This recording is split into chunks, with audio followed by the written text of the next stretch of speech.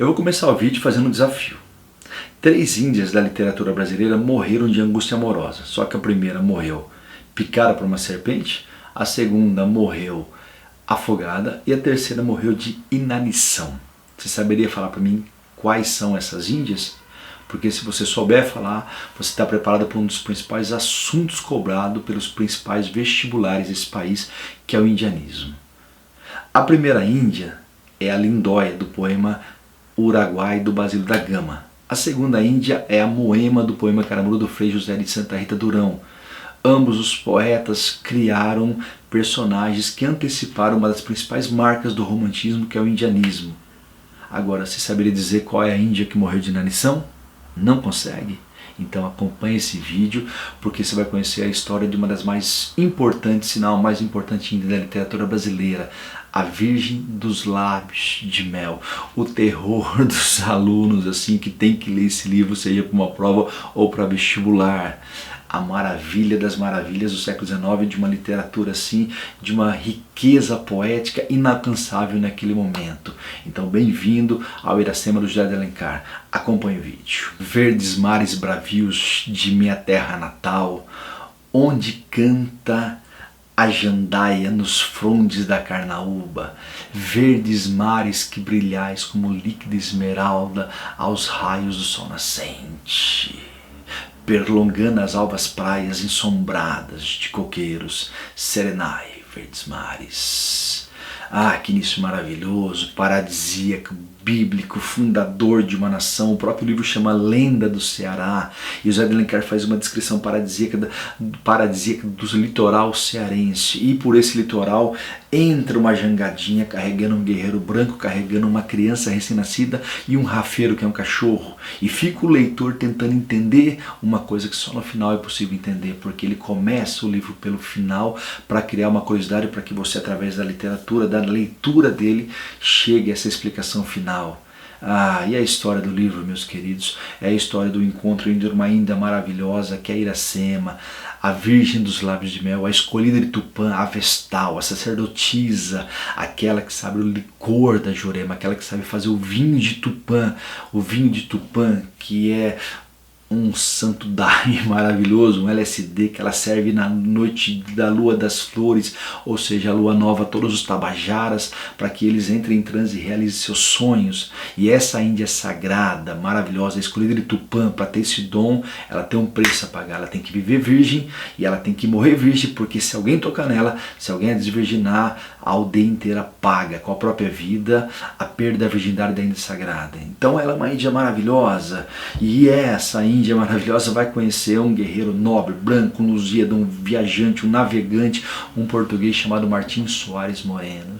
E aí, dentre esses dois, nasce uma confluência maravilhosa, que é a paixão da Europa pela América e a atração da América pela Europa. Então nós temos aqui uma brincadeira maravilhosa na fundação de um povo. E o José de Alencar tem como intenção nesse livro criar o mito da fundação do Brasil. O Iracema faz parte de uma trilogia. Começa com o Guarani, quando um índio conhece uma branca e vai protegê-la, vai para o Iracema, quando o amor entre um branco e uma índia gera o nascimento do primeiro mestiço, do primeiro cearense, do primeiro brasileiro, e que ele vai para o Birajara, que seria uma espécie de hobbit em relação ao Senhor dos Anéis, em que ele cria uma origem indianista, para você entender toda a cultura indianista, que vai estar em nível de igualdade e de importância com a cultura branca na fundação do Brasil. Outra trilogia maravilhosa, mas entre os três, o Iracema é inigualável. Tá? E essa história dos dois conhece no momento em que eles se encontram dentro de uma harmonia da floresta, que é rompida pela presença do estrangeiro, do branco, porque o Martim ele mora lá com os Pitiguaras, ele faz parte de uma nação em que ele é amigo do Potir e o Jacuaúna, que fica lá no litoral, e ele saiu para caçar, se perdeu, veio parar aqui na serra, na floresta fechada dos Tabajaras, encontrou com a Iracema, os dois se conhecem através de uma flechada. Aí você tem uma intertextualidade maravilhosa, porque você tem exatamente o que? Você tem um momento em que você tem um cara chamado Martim, que é diretamente um descendente de Marte, mitologia romana. Você tem uma índia que é a beleza pura. Na mitologia romana, a deusa da beleza era a Vênus. A Vênus é amante do Marte, e ambos têm um filho chamado Cupido. E a história começa com uma flechada. A flechada do Cupido, que é aquele serzinho que quando entra na sua vida, e você reze para ele não entrar enquanto você está fazendo cursinho ou está estudando, porque ele, meu querido, te flechando, você pode ter certeza, você se fudeu. Por favor, palavra que você jamais vai usar no seu vestibular, não seja abaixo como seu professor. Ok? É aquele contentamento descontente maravilhoso do Camões. E os dois começam por uma flechada. E olha que momento shakespeariano no meio do momento romano. Porque se ao mesmo tempo os dois estão condenados ao amor à primeira vista, que não tem como evitar isso, ele faz parte, ele é amigo da nação pitiguara, que é inimiga mortal da nação tabajara. Meu, nada como jovens que se amam com famílias que se odeiam representadas pelas nações. Que início maravilhoso. E a partir desse encontro, desse início, ela, apaixonada, quebra uma flecha com ele, simbolizando a paz, leva ele para a aldeia para que o pajé, o pai dela, o Araquém, tome conta dele. Ele vira um hóspede da aldeia. Ele vai dormir à tarde, ele tem direito a índias, só que ele escolhe a Iracema, e aí quando a Iracema fala para ele que ela não pode, porque ela é mãe de Tupã e mãe de Sagrada, então ele recusa todas. No finalzinho da tarde, quando ele está descansado, ele resolve ir embora. Sabe quando você está afim de sair de uma festa sem se despedir, sair à francesa? Ele faz isso. Só que a Iracema, que está de olho nele, que a Iracema é online, 24 horas, não dorme, tomando conta do Martim. Ela está apaixonada, tá? Ela vai colar nesse cara o resto da vida, e olha que a vida dela vai ter um fim em função desse amor, tá? Mas nesse momento ela vai e fala assim, eu fiz algum mal para você ir embora sem se despedir? Ele todo magoado, ele fala, não, é que eu tô com saudade dos meus, aquela coisa. E ela faz uma perguntinha, tem alguém te esperando? E esse alguém é uma mulher. E ele deixa entender que tem uma loira lá que o espera. E isso no romantismo é maravilhoso. Porque toda vez que a mulher idealizada ela é loira, ela é mais reflexiva, platônica. E toda vez que a mulher tem o cabelo negro e mais morena, ela é mais sentimental, ela se entrega mais, ela não pensa, ela mergulha. E a Iracema é essa que vai mergulhar sem medir as consequências. E nesse momento, ela banca a Mariana do amor de perdição, que vai ajudar o Simão a viver o caso com a Teresa, independente que ele seja feliz com outra. Porque o que a Iracema pensa? Como eu posso ajudar ele a de repente viver, matar essa saudade da outra? Ela leva ele para o bosque sagrado, ruptura cruel, imperdoável, traindo a tradição, porque ninguém poderia ir no bosque sagrado dos Tabajaras, e ela leva, esse é o momento que lembra o Avatar também, para quem assistiu o filme, naquele momento que a Neytiri leva o Jake Sully para o bosque sagrado, que eles têm uma noite de amor e tudo mais. Aqui vai acontecer uma coisa parecida, tá? E a hora que a Iracema chega no bosque sagrado, ela vai até o bosque, pega lá as raízes para preparar o licor e dá para ele, fala, ó, com esse licorzinho você vai entrar num transe que você vai matar a saudade dela. Só que na hora que ele toma o licor, ele só consegue pensar em Iracema, pronuncia o nome dela, puxa Iracema para dar um beijo, e ela consegue resistir, mas não dele, porque ela percebe que está chegando alguém, e está chegando nada mais, nada menos que o Irapuã, o mel redondo, Iramel, Puã redondo, igual Iracema, Iramel, Sema lábios, a virgem dos lábios de mel. Ele é o grande guerreiro, ele é um selvagem, ele odeia todo mundo, ele é apaixonado pela Iracema, e por ciúme ele vê que ela levou um branco pro bosque sagrado, que deu para ele o licor da Jurema, e ele vai matá-lo. Só que Iracema, você já percebeu que ela é uma donzela guerreira. Ela, tanto na flechada do começo como agora, ela se coloca na frente do Irapuã e fala, você tem que passar por cima de mim para pegar o Martim. O Irapuã não consegue enfrentá-la, foge enraivecido. Aí ela vem e protege o sonhozinho do Martim até ele sair do DOP e leva ele para a aldeia de novo.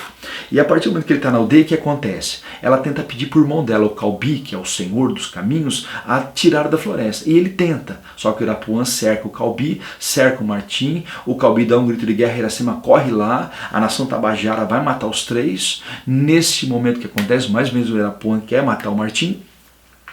E nesse momento existe um amigo chamado Poti que toca lá o som da Inúbia, iludindo os Tabajaras, que imaginam que os Pitiguaras estão atacando a aldeia. Corre todo mundo, lá volta o Martim para a Taba do Araquém, lá vai o Martim se encontrar com o Poti, mas não tem como ele sair daí. A Iracema se encontra, o Poti avisa que ele está sozinho, não tem o que fazer, mas ele tem um cachorrinho maravilhoso chamado Japi, que ele mandou lá pro litoral para avisar os Pitiguaras que eles estão em perigo, e aquele cachorro vai demorar 1 ou 2 dias, mas vai chegar lá.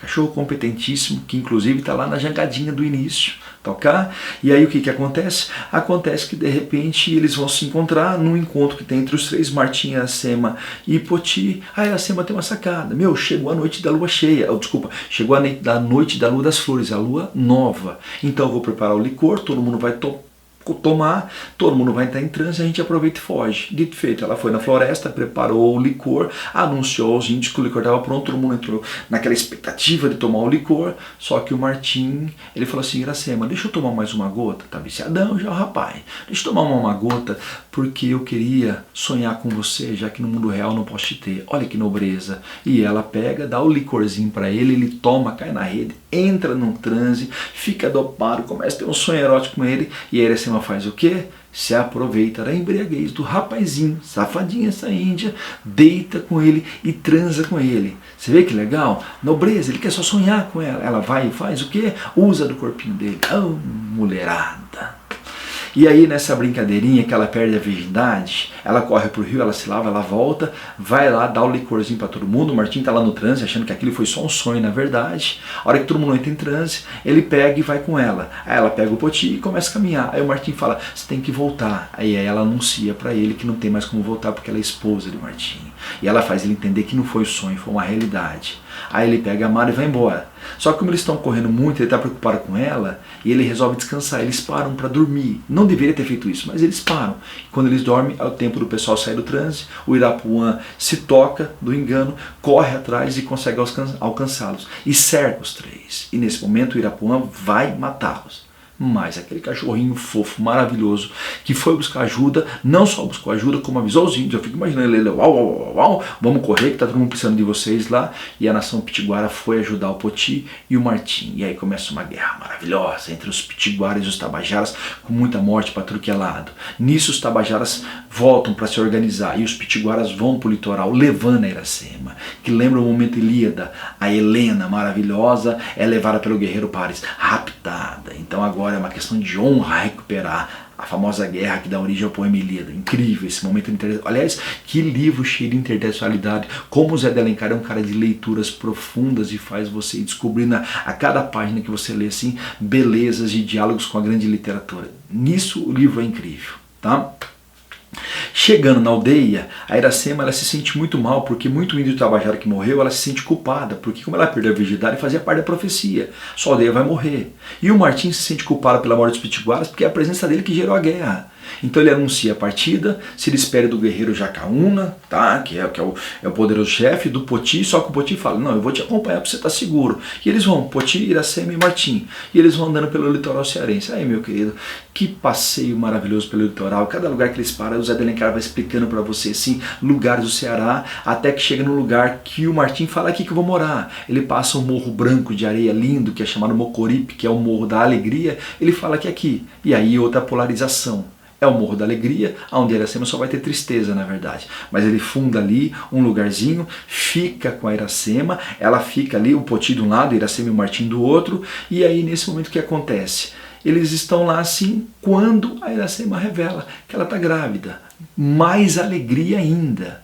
Aí o Martim comemora, há uma euforia, aí ele vai ser batizado como índio, ele é pintado de preto e vermelho, que são as cores pitiguaras, ele recebe o nome de Coatiaba, o guerreiro pintado, então ele é integrado totalmente à cultura indígena, ele tem metade dele americano, metade europeu, e ele vai ter um filho que é a soma dessas duas culturas, marcada pelo sincretismo racial, primeiro cearense, primeiro brasileiro.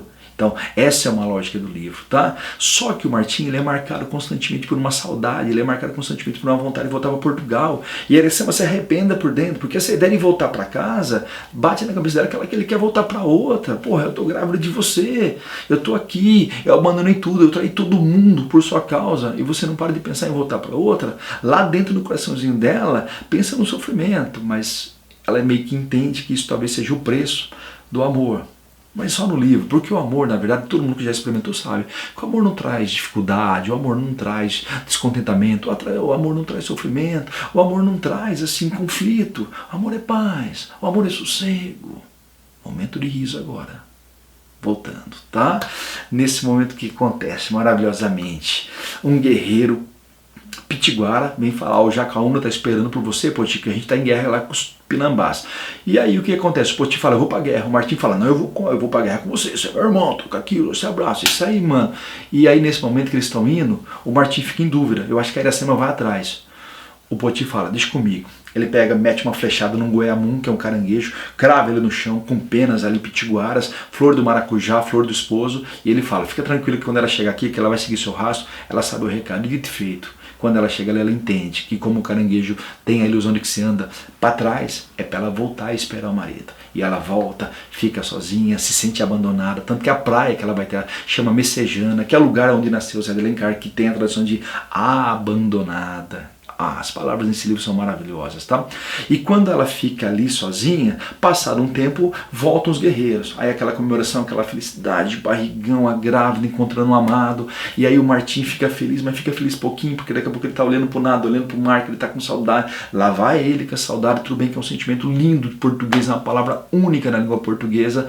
Mas, tenha a santa paciência, como ele judia dela psicologicamente, vamos falar assim, até que de repente passa um navio ali Tapuia, marcado pelos franceses, que fazem pacto com os tabajaras, que se tornam inimigos dos pitiguaras, que apoiam os portugueses. Aí eles vão para a guerra de novo e ela fica sozinha. E nesse sozinho que acontece, meu querido? Ela dá à luz a um filho sozinha. E é tanto sofrimento, é tanta dor, é tanta solidão, que ela batiza o menino de o filho do sofrimento. Moacir. Nasce o primeiro cearense, nasce o primeiro brasileiro, tá? E ela vai cuidando da criança, até que um dia ela recebe uma visita inesperada. O Calbi, que é o irmão dela, seguiu os passos e foi ver como ela estava. Ele fica um tempo com ela, até que ela pergunta como é que está o pai. Aí ele fala, olha, desde que você foi embora ele não levantou mais a cabeça, tristeza. Então parece que tudo leva ela a uma culpa muito grande. Mas um lado dela falando assim, eu agi, sabe assim, eu fiz por amor, eu fiz por impulso. Só que ela está percebendo que ela está pagando caro demais fazer por amor. Calbi vai embora, ela está sozinha, e aí que ela vai dar de mamar, ela está muito triste, depressiva, por tudo que está em volta dela. Aí o leite não sai, está empedrado, ela caminha até o meio do mato, acha uma arara, pega 2 filhotinhos, passa mel no seio, coloca as ararazinhas para tomar o mel. Como eles estão com muita fome, eles começam a puxar. Só que eles começam a puxar o leite dela assim, e como o seio está muito machucado, fica entumecido de sangue, sai um leite com sangue, é esse leite com sangue que ela vai dando de mamar para a criança. Só que ela assim, perde a vontade de viver, ela não quer mais comer, ela vai morrendo dessa inanição, claro que fruto da depressão amorosa. E aí ela está à beira da morte quando ela vê o Martim finalmente chegando, ela tenta correr até ele, mas não consegue, desmaia, o Martim corre até ela entrega o filho, esse é o Moacir, o filho do sofrimento, aquele momento Rei Leão, que ele pega a criança, levanta para todo mundo. E a Iracema não resiste muito tempo e falece. A conselho do Poti, ela é enterrada no pé de um coqueiro. A arazinha dela, o papagaiozinho e o periquitozinho que acompanha o livro inteiro, senta lá no olho da palmeira do coqueiro e fica lá cantando tristemente para quem passa. Quem tá aqui? Iracema, Iracema, muito tristezinho. E o Martim, não querendo ficar mais naquela terra que o preenche de muita dor, o que ele faz? Constrói uma jangada, ganha o cachorro de presente como símbolo da fidelidade, pega o filho e parte mar adentro para buscar um acampamento português que tinha lá no Rio Grande do Norte. E você volta àquela origem do livro como conclusão, como se fosse o penúltimo capítulo. É o capítulo 32, aí vem o 33 que fecha o livro, seria uma espécie de aquele primeiro capítulo 32,5. E aí quando ele vai embora, 4 anos depois, ou como diria o livro, depois do florescimento de 4 vezes, depois de 4 vezes o ipê florescer, toda a narrativa do livro é marcada pela passagem do tempo da natureza. Que coisa poética e maravilhosa. Aí nesse momento o que acontece? Ele volta com o regimento português, com padres para catequizar, cristianizar todo mundo. Ele encontra o Poti, ele encontra o Jacaúna, que desce ele para tomar conta dele, e começa a colonização do Ceará, onde ele apresenta para o filho a terra das palmeiras, a terra da Iracema, a terra natal do Zé de Alencar. Livro maravilhoso, e que eu vou pedir para você assim, prestar atenção nos detalhes. O livro começa com uma dedicatória à terra natal, um filho ausente. O próprio Zé, de repente morando no Rio de Janeiro, resolve fazer um livro sobre, sabe, o passado dele, a infância dele, a terra dele. Logo na sequência vem um prólogo, que ele escreve uma carta ao Dr. Jaguari, porque ele explica a vontade de escrever um livro sobre a terra dele. Aí vem os 33 capítulos, que você acompanhou nesse spoiler maravilhoso aqui, tá? E na sequência ele faz notas, em que ele apresenta pra gente os argumentos históricos do livro. Então o Martim Soares Moreno existiu, foi um dos fundadores do Ceará. O Poti foi um índio histórico, é o Antônio Felipe Camarão, que é o índio que ajuda os portugueses a expulsar os holandeses do Brasil. O Irapuã existiu também, tem fundamento histórico, foi um dos piores inimigos dos portugueses. Então o livro começa como uma lenda, muito além daquela serra, mas termina com fundamentos históricos. É um encontro entre lenda e argumentos históricos. Se você fosse classificar no vestibular esse livro, ou pelo prazer de classificar, seria um romance romântico, pelas características do amor, da idealização e de tudo, indianista, que fica óbvio por causa da Iracema, mas também seria um romance histórico, por causa desses argumentos e fundamentos históricos que dão origem à lenda. Isso é muito interessante você observar, tá? Outra coisa, observar que o narrador vira e mexe, ele faz o papel de terceira pessoa, só que ele faz o papel de primeira pessoa, se confundindo com o próprio José de Alencar. Tanto que o início do livro é Verdes mares bravios de minha terra natal. Repara, como se o narrador falasse, olha, eu estou contando a lenda do meu estado, do meu povo. Isso é maravilhoso, tá? Agora, talvez a maior beleza do livro é a linguagem. A linguagem que se assemelha a versículos da Bíblia, porque o livro tem algo de tom divino, serenai, verdes mares, tem algo de fundação de um povo. Tá? O livro ao mesmo tempo nasceu para ser uma poesia que virou uma prosa, é um poema em prosa, ou melhor, é uma prosa poética. Tem trechos assim, por exemplo, Verdes mares bravios, 6 sílabas. Verdes mares bravios de minha terra natal, 7 sílabas. Onde canta a jandaia, 6. Nas frontes da carnaúba, 7. Então o início marítimo, ondulatório, é uma marca da poesia. Quando Iracema perde a virgindade, Tupã não tinha mais a Índia Tabajara. Tupã tinha Tabajara, que é a literação maravilhosa com a letra T. Gente, na prosa não se faz isso, isso é a marca da poesia. Então é um livro de prosa poética único, original no século XIX, que vai ser igualado no século XX por caras como o maravilhoso Guimarães Rosa e sua prosa poética, eu diria assim, au concurso na literatura brasileira, tá? Outra coisa maravilhosa, o livro é preenchido por comparações com a natureza, tanto que esse livro já foi chamado de romance do como. Então a símile ou os símiles é a principal figura de linguagem que aparece no livro. Iracema tinha o cabelo mais negro do que a asa da graúna, mais longo do que a folha da palmeira. Então tudo é comparativo. A Iracema é uma extensão da natureza. Ela é a natureza. Aliás, outra palavra maravilhosa é que a palavra Iracema, se você fizer um trocadilho, de lugar é um anagrama para a palavra América. O Martim é a Europa, ela representa a América. E então é uma colonização da América, uma das metáforas do livro. Olha que interessante. Outra coisa muito legal, já foi provado que o livro tem mais de 80% de orações coordenadas. E isso é significativo porque são orações curtas e coordenadas, porque o Zé não se preocupou só com o vocabulário tupi que preenche o livro e expressões tupis, mas ele se preocupou com o ritmo da fala tupi do pensamento selvagem. E o índio tem um pensamento sintético e curto. O índio não age por reflexões e subordinações, mas por coordenações. Olha cada preocupação gramatical maravilhosa que esse livro tem. Não, esse livro dá uma beleza encantadora. É um livro para finos leitores. Claro que ele afasta você pelo vocabulário dele, porque o Zé de Alencar também se preocupou com uma outra coisa. Ele não queria um livro na língua portuguesa do colonizador. E como não tinha como escrever um livro na língua da América, que era o tupi, ele juntou a América com o Portugal, com a Europa, criando uma língua mais americana, mais brasileira, mais miscigenada, para falar do sincretismo cultural, racial, que forma o Brasil. Meu, pensamento incrível para construir o livro. Tá entendendo que bonitinho? E para fazer um fecho maravilhoso, se lá no início eu coloco uma lenda, né, do Império Romano, ou melhor, do mundo romano, da Vênus e do Marte, então vamos terminar com também outra metáfora do mundo romano. Porque o que você tem? Você tem uma nação que nasce com uma loba alimentando 2 crianças. E aqui você tem 2 lobos que alimentam uma criança. E 2 lobos por quê? Porque também se marca o sincretismo, a miscigenação desse povo que está nascendo. Porque de um lado sai sangue do seio dela, do outro lado sai leite. E esse leite-sangue vira um alimento miscigenado. O vermelho do sangue, que é o índio, o branco do leite, perdão, que é o europeu. Olha que jeito maravilhoso de criar, inclusive no alimento, que alimenta esse ser miscigenado, a miscigenação cultural que forma o Brasil. Então, vamos fazer um fichamento do Iracema, ok? Bom, primeiro, o Iracema é um livro que pertence ao romantismo brasileiro. É um romance romântico, de temática indianista. É um romance romântico indianista e que tem fatos históricos. Tá? É um romance romântico indianista histórico. Tudo bem? Ele faz parte de uma trilogia, junto com Guarani e Ubirajara, eles formam os mitos da formação da nacionalidade. Tá? Lembra que o Guarani é o encontro dos índios, o Ubirajara é o momento só com os índios, o Guarani é o encontro, o Iracema é o encontro, fazendo nascer o primeiro elemento miscigenado. Tá? Então a Iracema seria América, o Martim seria Europa e o Moacir seria uma espécie de primeiro cearense, primeiro brasileiro, esse Brasil mestiço, que nasce então dessa confluência de fatores culturais raciais. Tudo bem? Belezinha? Esse livro ele é inspirado no romance Atala, do Chateaubriand. Tá? Então tem uma intertextualidade.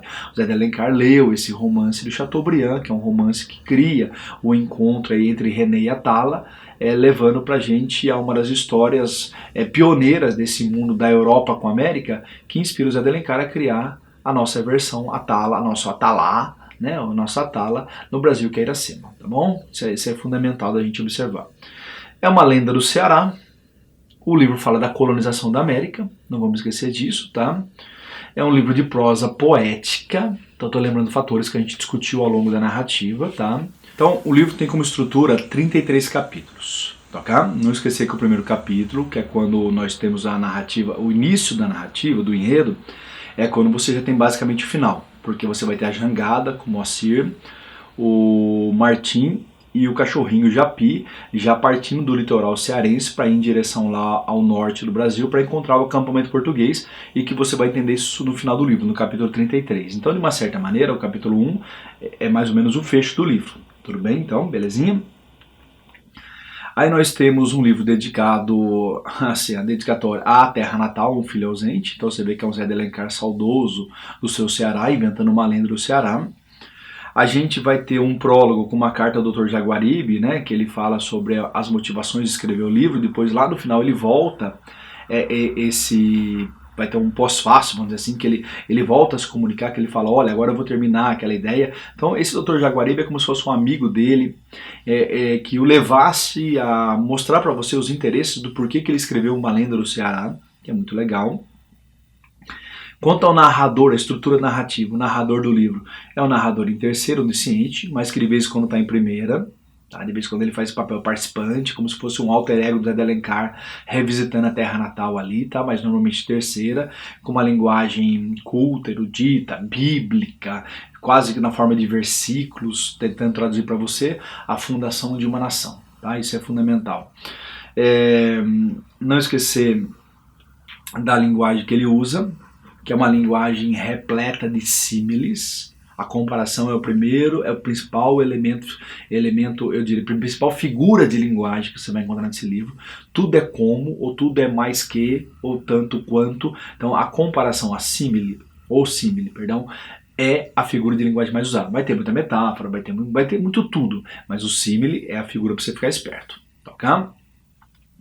Há uma preferência por orações coordenadas, no lugar de orações subordinadas, para tentar captar o jeito indígena de pensar e de refletir, que na linguagem que ele pesquisou, na Tupi, basicamente não há oração subordinada, então ele tenta recriar essa maneira de pensar e de agir do índio através da linguagem, tá bom? Isso é muito legal para você observar.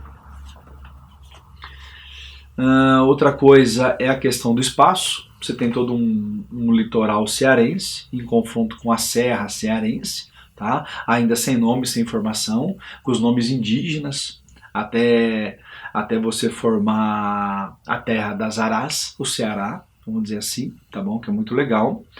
Você tem um confronto entre o índio do litoral, que é formado pelos pitiguaras, contra o índio do vale, o índio da serra, que são os potiguaras, naturalmente inimigos mortais na história do Brasil, tá?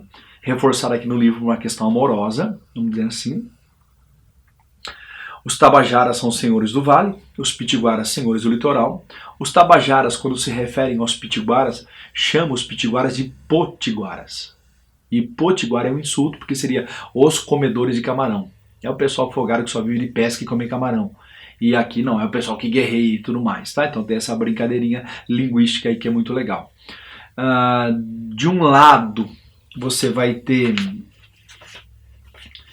como marca dos tabajaras, você vai ter o pajé, que é o araquém. Você vai ter o Jandira, que é o irmão do pajé, tá? Que é um ex-guerreiro, já como se pudesse falar aposentado. Tá? Você vai ter o Irapuã, que é o chefe dos tabajaras. Aí você vai ter o Calbi, que é aquele que sabe tudo, ele poderia ser o perna de sapo lá do livro Dois Irmãos, tá? Conhece cada milímetro, cada cipó da floresta, tá? E você vai ter a Iracema, que é a Índia Sagrada dos Tabajaras. Do lado dos Pitiguaras, você vai ter o Baituretê, que é o avô, o Jatobá, que é o pai, o Jacaúna, que é o filho, tá? Que é o chefe dos Pitiguaras, e o irmão dele, o Poti, que é um guerreiro, o melhor amigo, irmão do branco, Martim, que vive com eles. Tá? Então esses formam os personagens principais dos dois lados para você. E o cruzamento entre esses dois lados é o nascimento do Moacir. Tá? O primeiro cearense, o primeiro brasileiro, como a gente já explicou bem na narrativa para você. Tá? Então aqui está um leve fichamento para você lembrar dessa narrativa assim e poder criar. Olha quem vai dar uma ajudinha aqui no final do nosso vídeo. E aí o que nós temos assim quanto ao tempo é o início do século XVII, tá? É um tempo lendário, o tempo é marcado cronologicamente, é marcado pela passagem da natureza, na noite na lua, a noite da lua das flores, 4 vezes o ipê floresceu. Então o tempo nunca é cronológico, é um tempo natural, é um tempo indígena, vamos dizer assim, tá? Então essa marcação temporal dá pra gente assim uma ideia de que entre ele conhecer e até o filho são 9 meses de história, tá? Porque quando ele pega o filho, nós temos a morte da Iracema. Aí ele vai embora e 4 anos depois ele volta com a criança, 4 vezes o ipê floresceu, 4 anos depois ele volta para trazer o filho junto com os portugueses para reencontrar os pitiguaras e começar a colonização do Ceará, da terra das Arás, da terra das palmeiras, da terra de Iracema, tá bom? Então não esquecer disso, somado a tudo que você ouviu na nossa narrativa. Bom estudo então, tudo de bom e boa prova.